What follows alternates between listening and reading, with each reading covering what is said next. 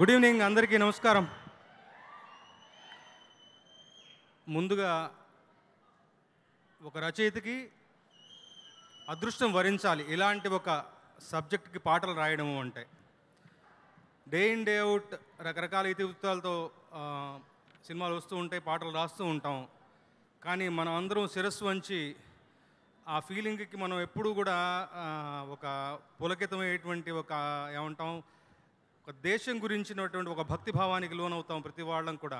అలాంటి ఒక ఎమోషన్కి సంబంధించినటువంటి పాటలు, అందున సింగిల్ కార్డ్ అన్ని పాటలు రాయడం అంటే మామూలుగా మనం కూర్చొని రాసుకోవడానికి పూనుకొని రాయలేము. ఇలాంటి ఒక ఇతుడితో మన దారిలో తారసపడ్డప్పుడే దాన్ని తగినట్టుగా రెట్టింపు స్పందనతో మంచి పాటలు రాస్తాం. తగినట్టుగా మంచి సందర్భాలు కుదిరాయి.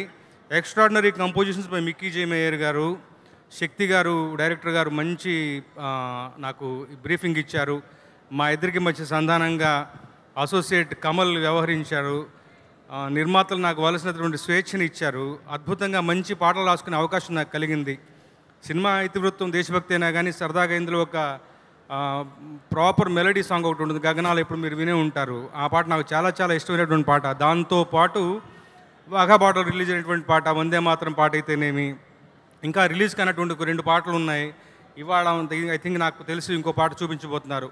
ఒక కాశ్మీర్లో పుట్టినటువంటి ఒక మాతృమూర్తి, ఒక తల్లి తన బిడ్డలు ఎలాంటి శాంతియుత వాతావరణంలో పెరగాలి అని ఆకాంక్షిస్తుందో ఆవిడ యొక్క మనోభావాన్ని ఆవిష్కరిస్తూ ఒక చిన్న బిట్ సాంగ్ లాంటిది రాశాం.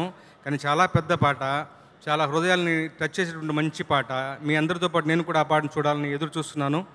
ఇకపోతే ఇలాంటి ఒక సబ్జెక్ట్ని ఎంచుకున్నందుకు ముఖ్యంగా చెప్పాలి, ఒక దేశభక్తి పేట్రియాటిజం కన్నా పాన్ ఇండియన్ సబ్జెక్ట్ ఏముంటుంది.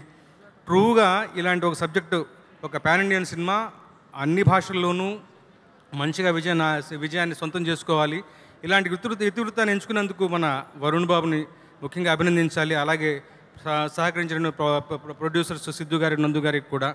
ఇలాంటి ఒక ప్రయత్నాన్ని మంచిగా మనం ఆదరిస్తే మరిన్ని మంచి ప్రయత్నం ఇలాంటివి వస్తాయని ఆశిస్తూ ఈ చిత్రానికి మంచి విజయం దక్కాలని మీ అందరితో పాటు నేను కూడా ఎప్పుడు చూస్తాను ఎదురు చూస్తున్నాను. All the very best operation Valentine. Thank you so much.